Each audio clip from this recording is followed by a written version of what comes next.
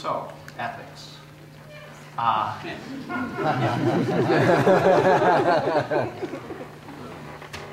It's a whole conversation out there about how you support journalism, and if you're redefining it, what are the ethical guidelines? In traditional journalism, we have very specific guidelines. We have a firewall between advertising, and we have a firewall between advertising and editorial content, and this a little bit blows that apart. It's a conversation worth having. Out there, it's a wild west of ethics, and people are trying to redefine what the rules of the road are.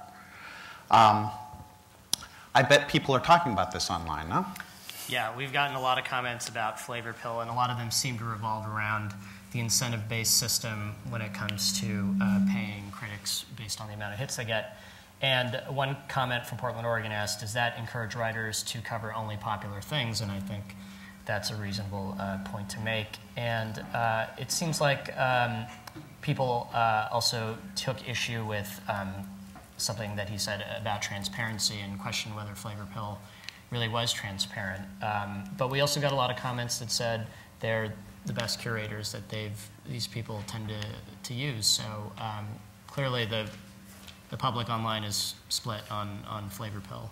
And I think you have some comments also. Well, there's a lot of discussion in addition to the underserved in our community about minorities. Jeff Kuhn writes, these are inspiring presentations, but I'm concerned with how white the future of arts journalism is being made to look. Which is true, because I think Juan Davies was the only minority in our 10 presentations. It brings into question what the role of race, ethnicity, and culture will be in the future of arts journalism.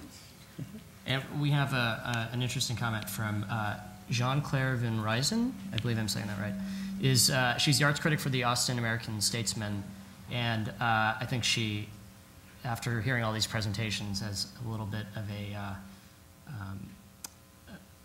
is getting a little tired about hearing about money and us paying critics and whether critics get paid, and her comment is, do we need to keep praising sites that pay their writers? Criticism is a profession like any other.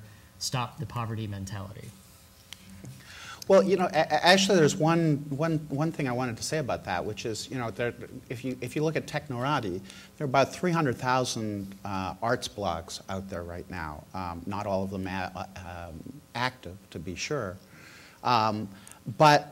And certainly there were blogs that were entered in the public part of this process. But you know, one of the big issues here is trying to figure out a way that we're going to make arts journalism sustainable. And so there are amazing blogs out there, but we really did want to kind of focus on how we were going to make this supportable for people to do arts journalism going forward.